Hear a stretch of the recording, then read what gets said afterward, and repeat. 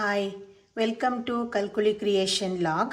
ನಾನಿವತ್ತು ಬೆಲ್ಲವನ್ನು ಉಪಯೋಗಿಸ್ಬಿಟ್ಟು ಒಂದು ಫಿಲ್ಟರ್ ಕಾಫಿ ಹೇಗೆ ಮಾಡ್ಕೊಳ್ಳೋದು ಅಂತ ತೋರಿಸ್ತೀನಿ. ಇದಕ್ಕೆ ನೀರು, ಬೆಲ್ಲ ಹಾಗೆ ಫಿಲ್ಟರು, ಇದು ಕಾಫಿ ಫಿಲ್ಟರ್ ಅಂತ ಇವಾಗ ಎಲ್ಲ ಕಡೆ ಮಾರ್ಕೆಟಲ್ಲಿ ಸಿಕ್ಕುತ್ತೆ. ನಿಮಗೆ ಇದು ಸೈಜ್ ಎಲ್ಲ ಚಿಕ್ಕದ್ರಿಂದ ಹಿಡಿದು ತುಂಬ ದೊಡ್ಡ ಸೈಜ್ವರೆಗೂ ಇದು ನಿಮಗೆ ಸಿಕ್ಕುತ್ತೆ. ಹಾಗೆ ಇದು ಫಿಲ್ಟರ್ ಕಾಫಿ ಪೌಡರು. ನಾವೇ ಇದನ್ನು ಶಾಪಿಗೆ ಕೊಟ್ಬಿಟ್ಟು ಪೌಡರ್ ಮಾಡಿಸಿ ಇಟ್ಕೊಳ್ತೀವಿ. ಇದಕ್ಕೆ ಫಿಲ್ಟರ್ ಕಾಫಿ ಪೌಡರ್ ಅಂತಲೇ ನಾವು ಮಾಡಿಸ್ಕೊಳ್ತೀವಿ. ಇದು ಸ್ವಲ್ಪ ತರಿಯಾಗಿ ಬರುವಂತಹ ಪೌಡರ್. ಇದು ತುಂಬ ನಯಸ್ಸಾಗಿ ನುಣ್ಣಗೆ ಬರಬಾರ್ದು ಪೌಡರ್. ಇದು ತರಿಯಾಗಿ ಸ್ವಲ್ಪ ಕಾಳು ಥರ ಇದು ನಿಮಗೆ ಈ ರೀತಿ ರಫ್ ಆಗಿ ಇರುತ್ತೆ. ಈ ರೀತಿ ಪುಡಿಯನ್ನು ನಾವು ಕಾಫಿ ಫಿಲ್ಟರಿಗೆ ಉಪಯೋಗಿಸ್ತೀವಿ. ಡಿಕಾಕ್ಷನ್ ಮಾಡ್ಕೊಳ್ಬೇಕು ಫಸ್ಟಿಗೆ. ಹೇಗೆ ಅಂತ ನಾನು ನಿಮಗೆ ಇವಾಗ ತೋರಿಸ್ಕೊಡ್ತೀನಿ. ಇವಾಗ ಫಸ್ಟಿಗೆ ಒಂದು ಪಾತ್ರೆಯನ್ನು ಸ್ಟವ್ ಆನ್ ಮಾಡಿಬಿಟ್ಟು ಬಿಸಿ ಆಗೋದಕ್ಕೆ ಬಿಟ್ಕೊಳ್ಳಿ. ಫಸ್ಟು ನಿಮಗೆ ಎಷ್ಟು ಕ್ವಾಂಟಿಟಿ ಡಿಕಾಕ್ಷನ್ ಬೇಕಾಗುತ್ತೆ ಅಷ್ಟು ನೀವು ನೀರನ್ನು ಈ ಪಾತ್ರೆಗೆ ಹಾಕ್ಕೊಳ್ಬೇಕು. ನಾನು ಇಲ್ಲಿ ಒಂದು 2 ಕಪ್ಸ್ ಆಗೋಷ್ಟು ತೊಗೊಂಡಿದ್ದೀನಿ. ಕ್ವಾಂಟಿಟಿ ನಿಮಗೆ ಎಷ್ಟು ಬೇಕಾಗುತ್ತೆ, ನೀವು ಎಷ್ಟು ಜನ ಮೆಂಬರ್ಸ್ ಇದ್ದೀರಾ ನೋಡಿಬಿಟ್ಟು ನೀವು ತೊಗೊಳ್ಬೋದು. ನಾನಿಲ್ಲಿ ಒಂದು 1/2 ಲೀಟರ್ ಆಗೋಷ್ಟು ತೊಗೊಂಡಿದ್ದೀನಿ. ಇವಾಗ ಇದನ್ನು ಚೆನ್ನಾಗಿ ಬಿಸಿ ಆಗೋದಕ್ಕೆ ಬಿಟ್ಬಿಡೋಣ. ಇವಾಗ ನೀರು ಸ್ವಲ್ಪ ಬಿಸಿಯಾಗಿದೆ. ನೀವು ಬೆಲ್ಲನ ತಗೊಳ್ಳೋದು ಅಂತಾದರೆ ಸ್ವಲ್ಪ ನೋಡಿ, ಈ ರೀತಿ ಕಪ್ಪು ಮಿಶ್ರಿತ ಕೆಂಪಾಗಿರುತ್ತಲ್ಲ, ಈ ರೀತಿ ಬೆಲ್ಲ ತೊಗೊಂಡ್ರೆ ಇದರಲ್ಲಿ ಕೆಮಿಕಲ್ಲು ಆ್ಯಡು ಮಾಡಿರೋದಿಲ್ಲ.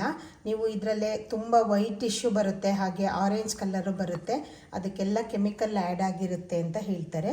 ಸಕ್ಕರೆನ ಅವಾಯ್ಡ್ ಮಾಡೋದಕ್ಕಾಗಿ ನಾವು ನಾವು ಬೆಲ್ಲನ ಯೂಸ್ ಮಾಡಿಬಿಟ್ಟು ನಾವು ಡಿಕಾಕ್ಷನ್ ಮಾಡ್ಕೊಳ್ತೀವಿ. ಇದು ನಿಮಗೆ ಸ್ವೀಟ್ ಏನು ಬೇಡ ಅನ್ನೋದಿದ್ರೆ ನೀವು ವಿತೌಟ್ ಬೆಲ್ಲನೂ ಡಿಕಾಕ್ಷನ್ ಮಾಡ್ಕೊಳ್ಬೋದು. ಇದು ಸ್ವಲ್ಪ ಲೈಟಾಗಿ ನಿಮಗೆ ಸ್ವೀಟು ಕೊಡುತ್ತೆ, ಹಾಗೆ ಡಿಕಾಕ್ಷನ್ನು ಚೆನ್ನಾಗಿ ಬರುತ್ತೆ. ಪ್ಲಸ್ ಮಾಡೋದಿದ್ರೆ ನೀವು ಬೆಲ್ಲನ ಸ್ಕಿಪ್ ಮಾಡಿಬಿಟ್ಟು ಮಾಡ್ಕೊಳ್ಬೋದು. ನಾನು ಇವಾಗ ಇಲ್ಲಿ 2 ಉಂಡೆ ಆಗೋಷ್ಟು ಬೆಲ್ಲನ ಹಾಕ್ಕೊಳ್ತಾ ಇದ್ದೀನಿ. ಇವಾಗ ಬೆಲ್ಲ ಆ್ಯಡ್ ಮಾಡಿದ್ಮೇಲೆ ಇದು ಚೆನ್ನಾಗಿ ಬಾಯ್ಲ್ ಆಗಬೇಕು. ನೀವು ಪೌಡರ್ ಬೆಲ್ಲನೂ ನಿಮ್ಮ ಟೇಸ್ಟಿಗೆ ತಕ್ಕನಂಗೆ ನೀವು ಯೂಸ್ ಮಾಡ್ಕೊಳ್ಬೋದು.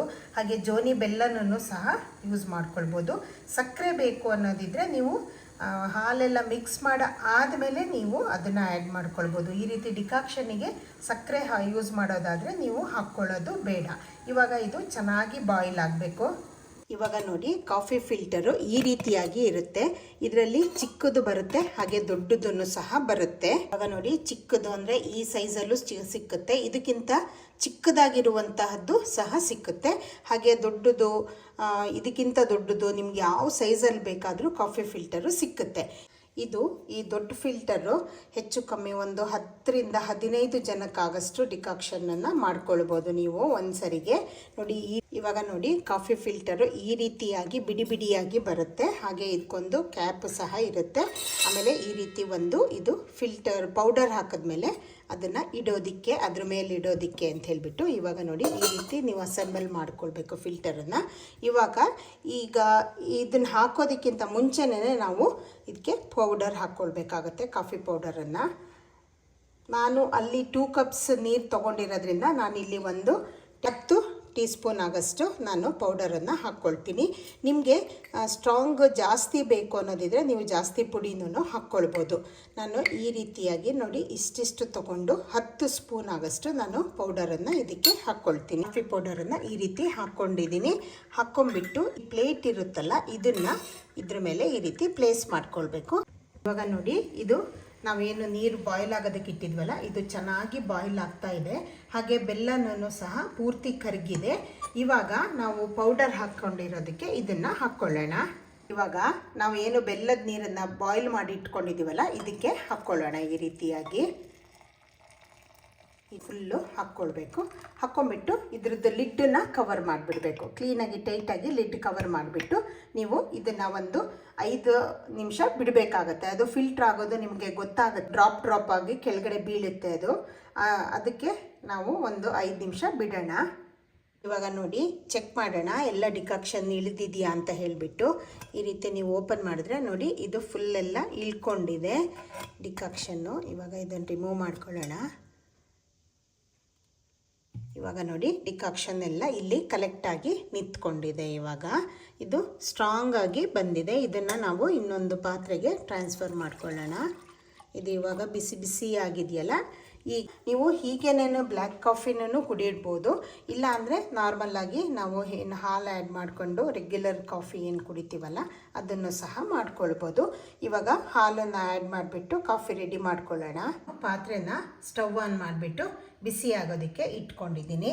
ಇಲ್ಲಿ ನೀವು ಎಷ್ಟು ಕ್ವಾಂಟಿಟಿ ಬೇಕೋ ಅಷ್ಟು ನೀವು ಜನಕ್ಕೆ ತಕ್ಕನಂಗೆ ನೀವು ಹಾಲನ್ನು ತಗೊಳ್ಬೇಕಾಗುತ್ತೆ. ನಾನಿಲ್ಲಿ ಅರ್ಧ ಕಪ್ ಆಗಷ್ಟು ಹಾಲನ್ನು ಹಾಕ್ಕೊಳ್ತೀನಿ. ಇದು ಒಂದಿಬ್ಬರಿಗೆ ಆಗಷ್ಟು ಕ್ವಾಂಟಿಟಿ ಬರುತ್ತೆ. ಇವಾಗ ಹಾಲು ಚೆನ್ನಾಗಿ ಕಾಯಬೇಕು. ಹಾಲು ಚೆನ್ನಾಗಿ ಕಾದಿದೆ, ಇದು ಕುದೀತಾ ಇದೆ. ಇವಾಗ ಇದು ಸ್ಟವ್ ಆಫ್ ಮಾಡ್ಕೊಳ್ಳೋಣ. ನಾನು ಕಪ್ಪಿಗೆ ಡಿಕಾಕ್ಷನ್ನು ಮತ್ತು ಹಾಲನ್ನು ಮಿಕ್ಸ್ ಮಾಡ್ಕೊಳ್ಬೇಕು.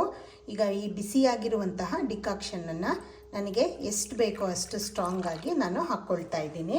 ನಂತರ ಇದಕ್ಕೆ ಬಿಸಿ ಮಾಡ್ಕೊಂಡಿರುವ, ನಾವು ಕಾಯಿಸ್ಕೊಂಡು ಬಿಸಿ ಮಾಡ್ಕೊಂಡಿರುವ ಹಾಲನ್ನು ಸಹ ಹಾಕ್ಕೊಳ್ಬೇಕು. ಹಾಲು ನಿಮಗೆ ಎಷ್ಟು ಕ್ವಾಂಟಿಟಿ ಬೇಕೋ ನೀವು ಅಷ್ಟನ್ನು ಹಾಕ್ಕೊಳ್ಬೋದು.